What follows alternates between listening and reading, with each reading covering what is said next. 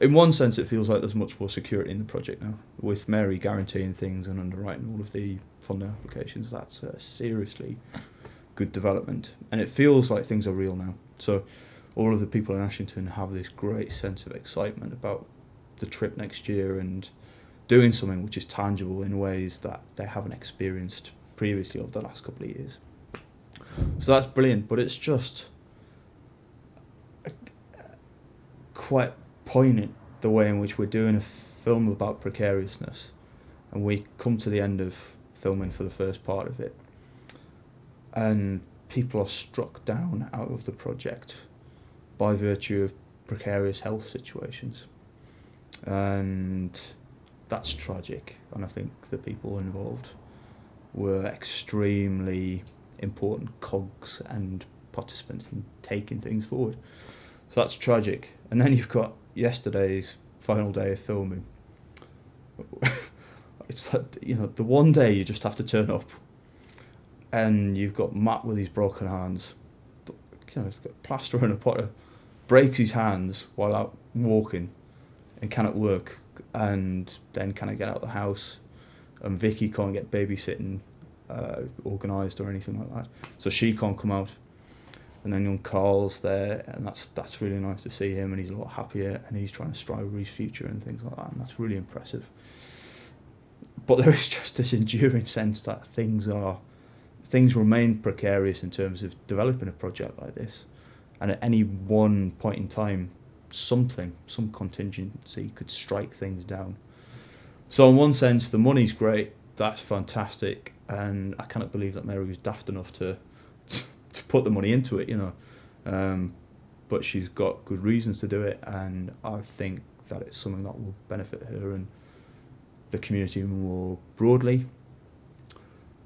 But there is just this caution, I think. I don't want to get ahead of myself in terms of planning things in such a detailed manner that they could fall apart at any one time.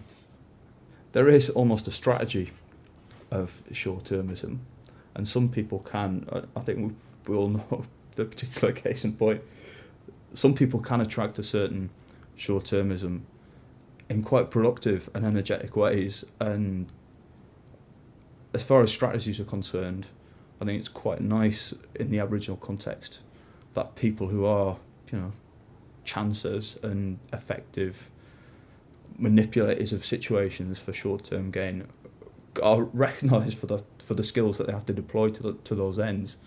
So I think the very fact that this project is self-selecting in certain respects should probably explain the commitment of some people, at least, to fairly precarious forms of behaviour. Because it is a precarious thing, you take part in a project where there's no guarantee that anything's going to happen. I think it's quite interesting that you've got a community like Ashington that invested so heavily in long-term projects of collective self-education, collective self-improvement, collective action, should contain sources of short-termism that previously wouldn't have been affirmed or accommodated in the ways that they're affirmed or accommodated today. So I think that's quite an interesting contrast, and it seems like both of those communities now are trying to strive for longer term goals to deal with the sort of immediate problems that they're faced with. I think there's been some really serious changes in the way that people have... This project was always going to be a transformative project, or the intention was for it to be transformative, such that people would, by developing relationships, change the way they think about the world, but also themselves. And I think, so in terms of other people, I think there's been some quite spectacular changes. One of the big problems about academia is that it seldom affects human beings. I wrote about the human condition and human well-being and all the rest of it without ever once engaging with human beings. And I think the thing that I want to get out of this project was to actually build relationships with actual human beings. Not in an anthropological sense, but I wanted to develop some sort of community of people who were very different but dealt with each other in equal terms and saw each other as peers and all the rest of it. And I think something like that's happened.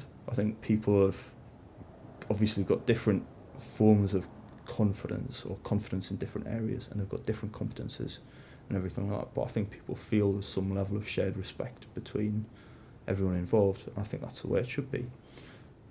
Every society needs to be productive. So this cannot be a project which just justifies inaction and laziness and these sorts of things. And it doesn't do that.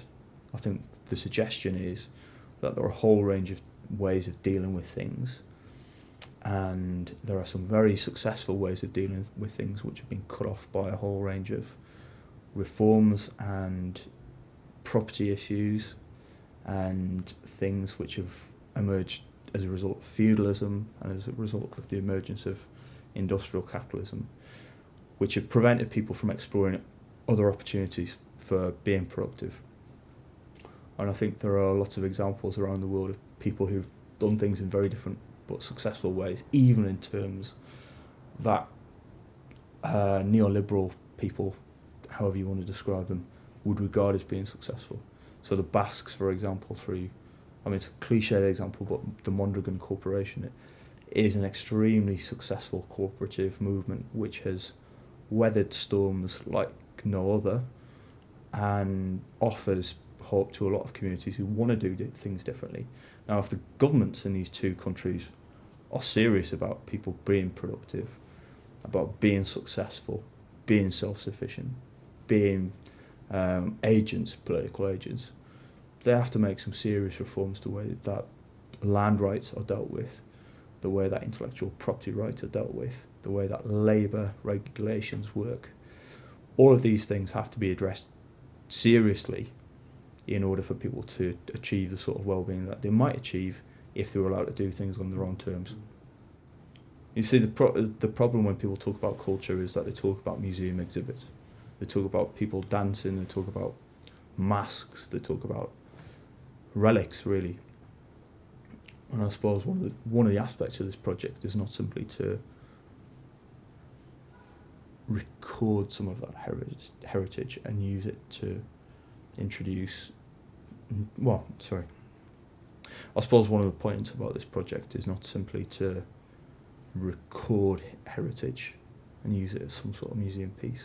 In fact, quite the contrary, it's to use the cultural underpinnings of those experiences as resources for dealing with contemporary problems.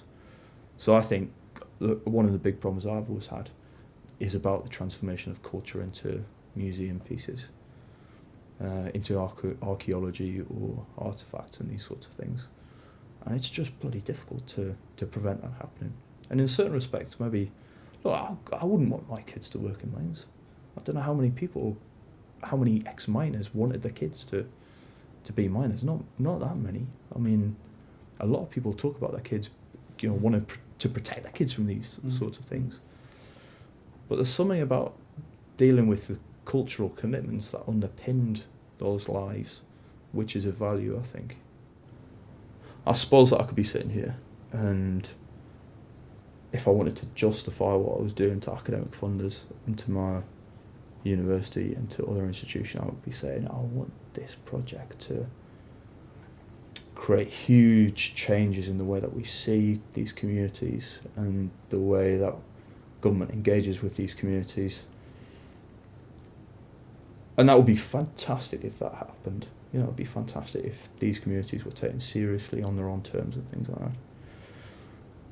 But the immediate hope that I've got is that you'll get 10 people who wouldn't otherwise have met each other or worked with each other or known about each other to build decent relationships that will be problematic and difficult in lots of different ways, but relationships that will offer them some opportunities that otherwise wouldn't have emerged had they not been involved in this.